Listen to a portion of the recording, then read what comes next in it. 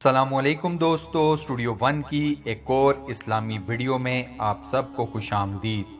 اللہ تعالیٰ نے کم و بیش 1,24,000 پیغمبر انسانی رشد و ہدایت کے لیے مبعوث فرمائے، جن کا مقصد بھٹکی ہوئی انسانیت کو کفر و ظلم کے گھٹا ٹوپ اندھیروں سے نکال کر نور وحدت پر غرق کرنا ہے، تاکہ وہ انسان جو نفسانی خواہشات کے شکنجوں میں جکڑا ہوا ہے وہ نفس مطمئنہ کی منزل پر فائز ہو کر اللہ پاک کی رضا کا اسیر بن جائے۔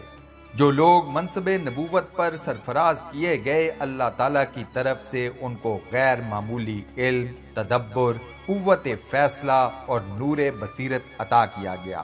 ان منتخب ہستیوں میں سے ایک نام حضرت سلیمان علیہ السلام کا بھی ہے۔ حضرت سلیمان علیہ السلام وہ نبی ہیں جنہیں اللہ تعالیٰ نے منصب نبوت کے ساتھ ساتھ وسیع پیمانے پر ملک و سلطنت بھی عطا فرمائی۔ حضرت سلیمان علیہ السلام سیدنا داؤد علیہ السلام کے بیٹے تھے۔ حضرت داؤد علیہ السلام کے 19 بیٹے تھے، مگر آپ کے علم و ملک و نبوت اور خلافت کے وارث حضرت سلیمان علیہ السلام بنے۔ امام ابن عساکر کے مطابق حضرت سلیمان علیہ السلام کا حسب نسب کچھ یوں ہے: سلیمان بن داؤد بن افشی بن اوید بن نائر بن سلمون بن یخشون بن امیانزب بن ارم بن خزرون بن فارس بن یہودا بن یعقوب بن اسحاق بن ابراہیم۔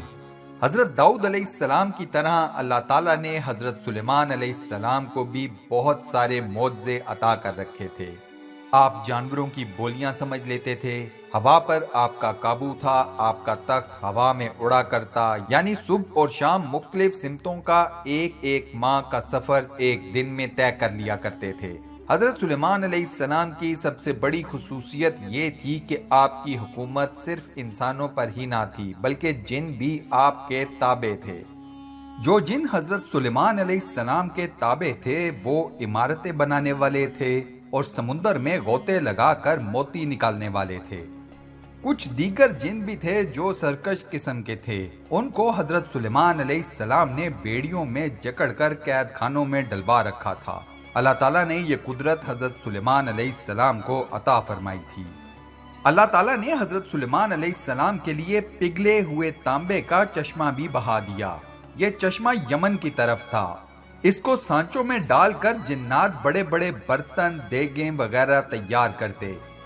بعض اتنے بڑے بڑے لگن بناتے جیسے حوض یا تالاب ہوں، اور بڑی بڑی ایسی دیگیں تیار کرتے جو ایک ہی جگہ رکھی رہتی، جن کے نیچے گڑھے کھود کر کھانا پکانے کے لیے آگ جلائی جاتی۔ یہ سارے کام جنات سے لیے جاتے تھے۔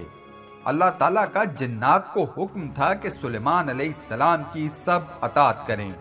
ان میں سے جو بھی حضرت سلیمان علیہ السلام کا حکم نہیں مانے گا تو اس کو آگ میں پھونک دیا جائے گا۔ حضرت سلیمان علیہ السلام زمین کے مشارق و مغارب کے مالک تھے، اور آپ نے 750 سال تک تمام اہل دنیا، جن و انس، پرند چرند اور درندوں پر حکومت کی، اور اس کے ساتھ ساتھ آپ کو ہر چیز کی زبان کا علم بھی عطا فرمایا گیا تھا۔ تفسیر حسن بصری میں لکھا ہے کہ حضرت سلیمان علیہ السلام اپنے تخت پر بیٹھ کر صبح کے وقت دمشق سے روانہ ہوتے اور استخر پہنچ کر کیلولہ کرتے۔ اسی طرح شام کو استخر سے روانہ ہوتے اور کابل میں رات گزارتے۔ ان دونوں شہروں کے درمیان تیز رفتار مسافر کے لیے 1 ماہ کی مسافت تھی۔ ایسے بھاری انعامات کے بعد اللہ تعالیٰ نے آل داؤد کو احسان مان کر اچھے کام کرنے کا حکم دیا۔ اگرچہ اللہ کے بندوں میں سے احسان ماننے والے کم ہی ہوتے ہیں، مگر اللہ تعالیٰ نے آل داؤد یعنی حضرت سلیمان علیہ السلام اور ان کی اولاد سے جن پر بے انتہا انعام ہوئے تھے، شکر گزاری کی خاص امید رکھی۔ حضرت سلیمان علیہ السلام نے اپنے رب کی شکر گزاری کا حق ادا کر دیا، اور اللہ تعالیٰ نے ان کو نعم العبد یعنی کہ بہت خوب بندے کا خطاب دیا۔ حضرت سلیمان علیہ السلام سے متعلق 2 واقعات اسلامی کتب کا حصہ ہیں اور بے حد مشہور ہیں۔ پہلا واقعہ یا قصہ کچھ یوں ہے کہ ایک موقع پر اللہ تعالیٰ نے حضرت سلیمان علیہ السلام کو آزمائش میں ڈالا۔ آپ علیہ السلام کے پاس ایک انگوٹھی تھی جس پر اسم اعظم کندہ تھا۔ اس انگوٹھی کی بدولت آپ جنوں انس پر حکومت کیا کرتے تھے۔ پھر ایک دن وہ انگوٹھی کسی وجہ سے گم ہو گئی اور شیطان کے ہاتھ میں آ گئی، چنانچہ آپ کو تخت و سلطنت سے محروم کر دیا گیا۔ ایک مدت بعد وہ انگوٹھی شیطان کے ہاتھ سے دریا میں جا گری۔ دریا میں ایک مچھلی نے اس انگوٹھی کو نگل لیا۔ وہ مچھلی حضرت سلیمان علیہ السلام نے پکڑ لی۔ جب اس مچھلی کے پیٹ کو چیرا گیا تو اندر سے انگوٹھی بازیاب ہو گئی۔ حضرت سلیمان علیہ السلام نے دوبارہ سے اس انگوٹھی کو پہن لیا تو آپ کو دوبارہ سے سلطنت اور حکومت مل گئی۔ دوسرے واقعے کی روایت کچھ یوں ہے کہ ایک دن حضرت جبرائیل علیہ السلام ایک پیالہ آب حیات حضرت سلیمان علیہ السلام کے پاس لائے اور کہا کہ اللہ تعالیٰ نے آپ کو اختیار دیا ہے کہ آپ یہ پیالہ نوش کر لیں اور قیامت تک کے لیے امر ہو جائیں۔ حضرت سلیمان علیہ السلام نے جنوں انس و حیوانات سے اس بات کی مشاورت کی۔ تمام مخلوق نے یک زبان ہو کر کہا کہ مبارک ہے، پیجئے اور حیات ابدی حاصل کر لیجئے۔ حضرت سلیمان علیہ السلام کو اندیشہ ہوا کہ کوئی اس مشاورت سے خالی تو نہیں رہ گیا۔ ایک خار پشت باقی رہ گیا تھا، سو خیال میں گزرا اور اسے بھی بلانے کے لیے آپ نے اپنے گھوڑے کو بھیج دیا۔ خار پشت گھوڑے کے ساتھ واپس نہ آیا۔ حضرت سلیمان علیہ السلام نے پھر کتے کو بھیجا، خار پشت اس کتے کے ساتھ چلا آیا۔ حضرت سلیمان علیہ السلام نے اس سے پوچھا کہ مجھے تیرے ساتھ کچھ مشاورت کرنی ہے، لیکن پہلے تو یہ بتا کہ گھوڑے سے زیادہ کون سا جانور شریف ہے؟ تو اس کے بلانے سے تو نہ آیا، اور کتا جو کہ سب جانوروں میں نجس و ناپاک ہے اس کے ساتھ چلا آیا، اس کا سبب کیا ہے؟ خارپشت بولا، گھوڑا اگرچہ شریف ہے لیکن بے وفا ہے، یہی چاہتا رہتا ہے کہ کسی طرح سوار کو گرا دے، دوسرا یہ کہ دشمن کو بھی یہ اپنے اوپر سوار کرا لیتا ہے۔ اس کے برعکس کتا ناپاک و نجس ہے لیکن وفادار ہے، ایک لقمہ کسی کا کھائے تو ساری عمر اس کا احسان نہیں بھولتا۔ تب حضرت سلیمان علیہ السلام نے کہا کہ جامع آب حیات میرے پاس بھیجا گیا ہے اور اس کے پینے یا نہ پینے کا مجھے مختار کیا گیا ہے۔ سب نے مجھے اس کے پینے کی رائے دی ہے۔ میں تجھ سے یہ جاننا چاہتا ہوں کہ اس معاملے میں تیری صلاح کیا ہے؟ خارپشت نے سوال کیا کہ یہ آب حیات کا پیالہ صرف آپ ہی کے لیے آیا ہے یا سب عیال و اطفال و عزیز بھی اسے پئیں گے؟ حضرت سلیمان علیہ السلام نے جواب دیا کہ مجھ اکیلے کو اس کے پینے کا مختار بنایا گیا ہے۔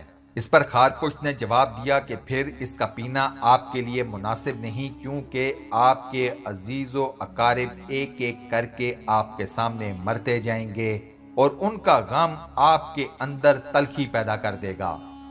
جب دوست، عزیز، رشتہ دار ہی نہ رہیں تو زندگانی کا فائدہ نہیں۔ یہ بات حضرت سلیمان علیہ السلام کو پسند آئی اور انہوں نے آب حیات واپس کر دیا۔ دوستو، ان دونوں روایات کی سند کچھ خاص مضبوط نہیں، لیکن ان دونوں روایات یا قصوں سے ہمیں کئی طرح کے اسباق ملتے ہیں جو کہ بحیثیت مسلمان ہمیں سمجھنے چاہیے۔ حضرت سلیمان علیہ السلام کی زندگی کا آخری واقعہ کچھ یوں ہے کہ آپ مسجد بیت المقدس کی تجدید کرا رہے تھے۔ جب آپ کو موت قریب معلوم ہوئی تو آپ نے شیشے کا ایک حجرہ بنوایا اور اس میں عبادت الہی میں مشغول ہو گئے۔ یہ حجرہ زیر تعمیر مسجد کے بالکل سامنے تھا اور جو تعمیر پر مامور تھے وہ یہی سمجھتے رہے کہ سلیمان علیہ السلام سر پر کھڑے نگرانی کر رہے ہیں۔ حضرت سلیمان علیہ السلام اسی حالت میں فوت ہو گئے، مگر ان کی نعش لکڑی کے عصا کے سہارے کھڑی رہی۔ کسی جن و انس کو آپ کی وفات کا احساس تک نہ ہو سکا، چنانچہ وفات کے بعد بھی جن مدت تک بدستور تعمیر کرتے رہے۔ جب تعمیر پوری ہو گئی تو وہ عصا جس پر سلیمان علیہ السلام ٹیک لگائے کھڑے تھے دیمک کے کھانے سے گرا۔ تب سب کو آپ کی وفات کا حال معلوم ہوا۔ اتنے وسیع اختیارات دینے کے ساتھ ساتھ اللہ تعالیٰ نے حضرت سلیمان علیہ السلام کو یہ بھی اختیار دیا کہ تم جس کو چاہو بخش دو یا نہ بخشو، جس کو چاہو کچھ دو یا نہ دو، تم پر کوئی حساب نہیں۔ یہ اللہ تعالیٰ کا بہت بڑا احسان تھا۔ اس کے علاوہ بادشاہت ہونے کے باوجود جو روحانی تقرب اور مرتبہ اللہ کے ہاں حضرت سلیمان علیہ السلام کا ہوگا اور جو اعلیٰ ٹھکانہ ان کا جنت الفردوس میں ہوگا وہ بجائے خود رہا۔ اللہ تعالی ہم سب کو دین حق دین اسلام پر چلنے کی توفیق عطا فرمائے، آمین۔ دوستو کمنٹ سیکشن میں آمین لکھ کر اس دعا خیر کا حصہ ضرور بنیں اور صدقہ جاریہ کمائیں۔ اس ویڈیو کو لائک اور اپنے واٹس ایپ، فیس بک، ٹویٹر اور دیگر سوشل میڈیا اکاؤنٹس پر ضرور شیئر کیجیے گا۔ انشاءاللہ اگلی ویڈیو میں آپ سب سے ایک بار پھر ملاقات ہوگی، تب تک کے لیے اللہ حافظ۔